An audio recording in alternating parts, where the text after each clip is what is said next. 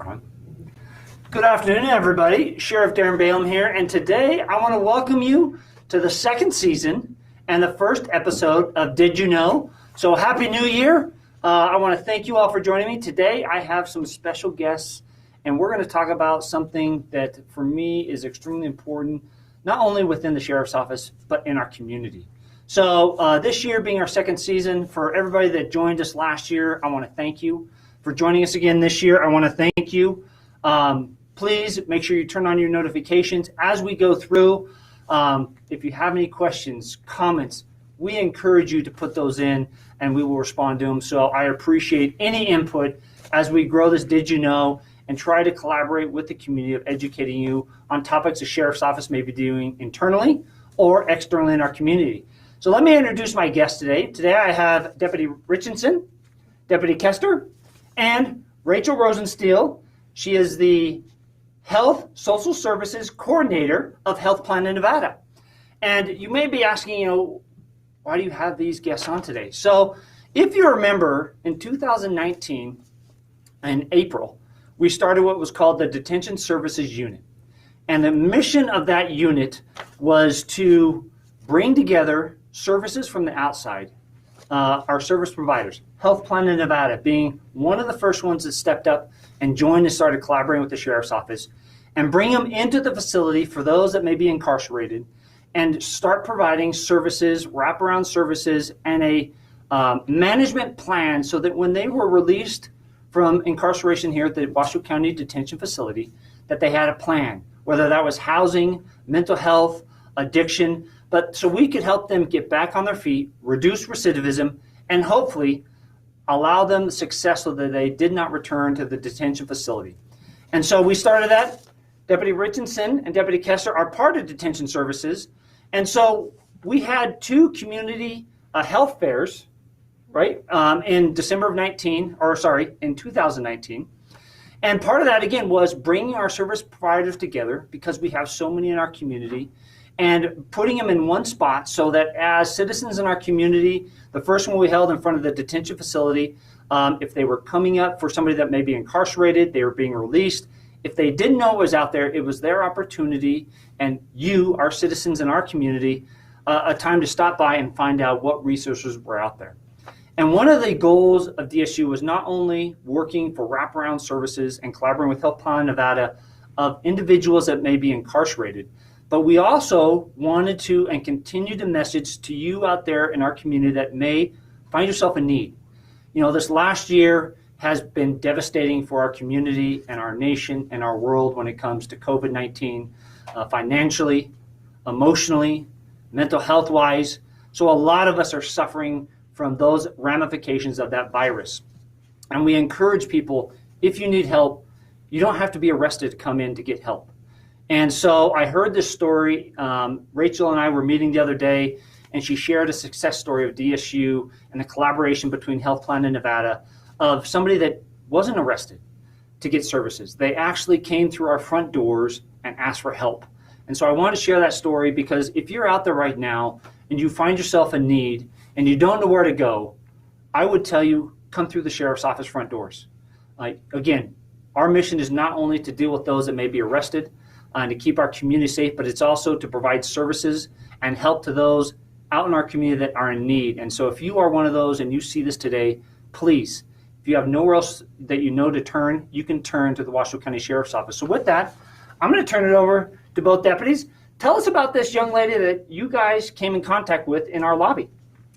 So it was a day that we were working in the Detention Services Unit, and we were actually contacted by one of our intake sergeants, and he had a young lady that was in the front lobby of the Sheriff's Office. She had a few issues, that she had to take care of that could have led to an arrest. However, the sergeant identified that perhaps that wasn't the best option for her and reached out to DSU to see what resources we could provide. So we stepped in and talked with her, kind of found out a little bit about her story, and through that learned that she was a Health Plan of Nevada member. So we already had this established relationship with Rachel and knew that, that was a really important connection that we needed to make. So we contacted Rachel and alerted her to this person, and she was able to connect with her directly and offer resources to her. Yeah, like you were saying, sir, not only are we here for our inmate population that we have downstairs, but whether they're inmates downstairs, they're still members of the community. So it's better to have those community members come in through the front door and look for services when they're needed. So this lady showed up with actually 3 young children, and we felt that it would be more beneficial to her to look for services and resources within the community in lieu of arrest. So we got her the appropriate connections through the courts, so that way they could handle any of the legal concerns that were still pending, and then got them in contact with the Rachel with the Health Plan of Nevada for further services in lieu of her coming in and having to go through the arrest procedures. And before I turn over to you, Rachel, some of the things you pointed out that this young lady was facing was they were minor charges that she was dealing with. Correct. Again, she had these 3 young children that because of COVID, she had lost her job. Correct. Daycare had shut down. Correct. And she was having difficulty paying for bills, putting food on the table, supplying the necessary stuff for her children. And so that's what you were faced with when you first met with her before reaching out with Rachel. Correct. Right? So Rachel, Health Plan Nevada. Yes. You guys, when we started up DSU, and both deputies were instrumental in that and the continued success, we reached out to you, and you were one of the first organizations to say, yes, we want to come in and do our walkabouts. Yes. And walk around the jail. But on this one, for those that may not know about Health Plan in Nevada, what are the services that you offer? So again, if somebody's out there, they don't have to be arrested, but how do they access you, and what can they access? Right. So Health Plan of Nevada is one of the managed care organizations in the state of Nevada. So we offer Medicaid benefits to eligible recipients, and we offer medical case management, behavioral health case management. We have social workers, community health workers. We offer transportation assistance, social services. We offer a ton of benefits that are available to our members in addition to the Medicaid services. So if any of our members are in need, they can reach out to us on our website. They can email, they can call us. The best thing to do would probably be to call us at 702-797-2100 to get connected to a case manager if you have Health Plan of Nevada. So in this case, the deputies call you. They kind of give you the facts we kind of highlighted. Mm-hmm. So what did you do in collaboration and this partnership, just so the community sees how we're working together, that public-private partnership? How did you help this young lady? Yeah, so this was a really unique case because normally we are downstairs working with the inmates and assisting individuals who are incarcerated. So when I got the call from them, I was really excited and felt that this was really important to help someone who just walked into the front door for help. And I think it's so wonderful that you guys were able to assist her and prevent her from becoming incarcerated and having issues with her children possibly entering into the social service system. So I connected with Mom that same day and discovered all of those social barriers that she was experiencing. Due to the loss of her job, she was experiencing financial issues. I found that she had no transportation and was utilizing the public transit system to get food for her kids, and was having to take all 3 of the kids on the bus with her to go to the grocery store, to do laundry, just to get anywhere, which was really hard. Mm-hmm. How do you get on the bus with 3 young children? Absolutely. So we were able to provide food delivery directly to her house. This was during the initial outbreak of COVID, so that was a relief for her. And we also connected her and the children to behavioral health services through our behavioral health partner, Nevada Behavioral Health, and they connected the family with therapy and other services. Now, she also had difficulty affording diapers and formula for the youngest kids, so we were able to deliver those items to her home. We also assisted with transportation to and from medical appointments and social appointments. So, like I said, we do help with transportation, so we were able to get them to other appointments like the DMV, to the grocery store, to anywhere they needed to go that was going to benefit their long-term stability. Now, we also found out that this family was living in a cockroach-infested apartment.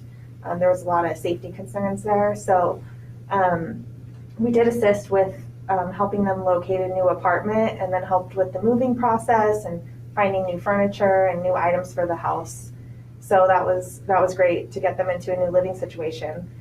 Now, Mom ended up finding a new job at a daycare where she was able to take her kids to work, and now she has her own car and a safe place to live, and the family is thriving. So it's truly been a great success, and it's really all thanks to her coming in here and taking the initiative to clear up any of the issues she was having, and coming into contact with the Detention Services Unit. Absolutely. Well, I want to thank you, Helpline Nevada, and all our partners out there that have collaborated. Again, unfortunately, because of COVID, we've had to shut down some of DSU over the last 8 months because of COVID and trying to keep it out of our detention facility. And we are absolutely looking forward to opening back up, bringing our partners back into this facility.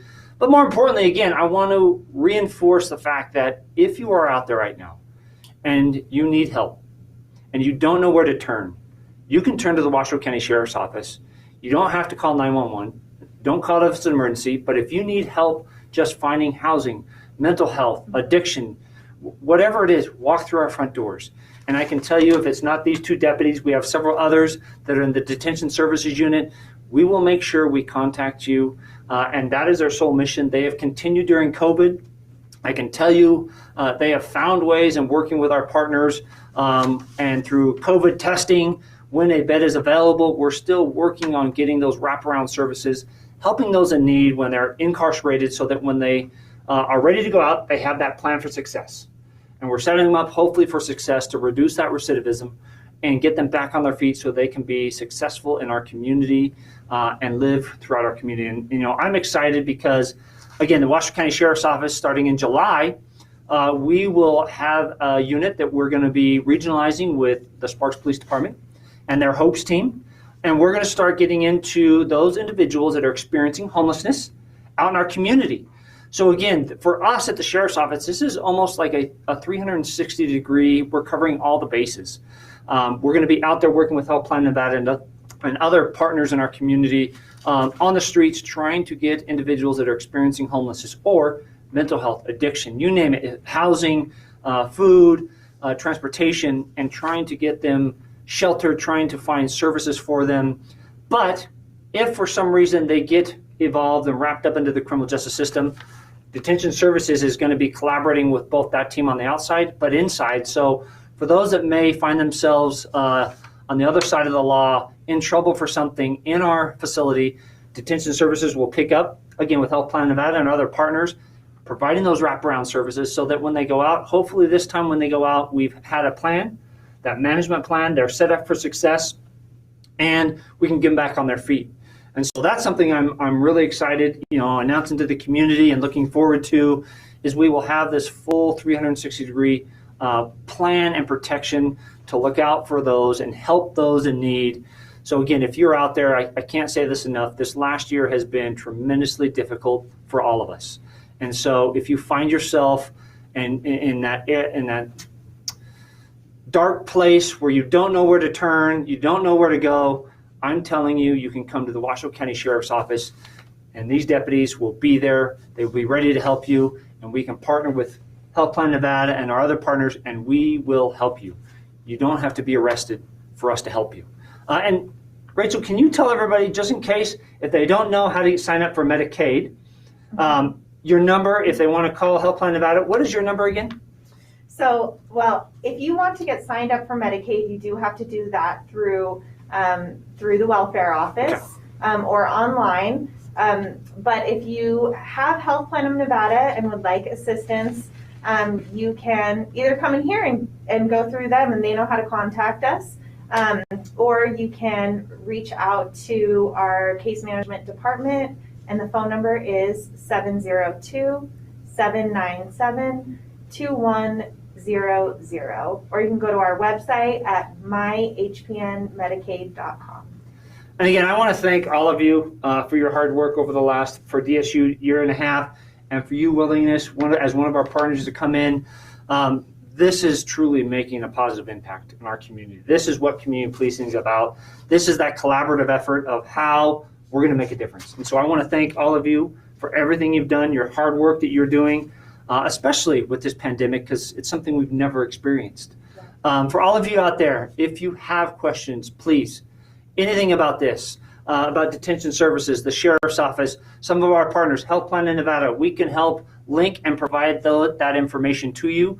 So please send that in. We will make sure to answer those questions. And again, I want to thank you for joining us. This is a new season, so you're going to see some new things. If there's something out there that you have a question about, you want us to highlight within the sheriff's office, or something that we may be collaborating with the sheriff's office, please send it in, and we will add that or try to add that to one of our episodes as we move forward throughout this next year. Thank you for joining us. Again, send in your questions, turn on your notifications so that you do not miss the second episode of Season 2 of Did You Know? And it's snowing out. We still have a winter blizzard warning. So for all of you that may be going out on the roads tonight, tomorrow, this weekend, please drive safe, drive slow. And if you're driving a car, make sure you clear your windows, your roof, and your hood from all that excess snow, and be safe out there. Thank you again for joining us today.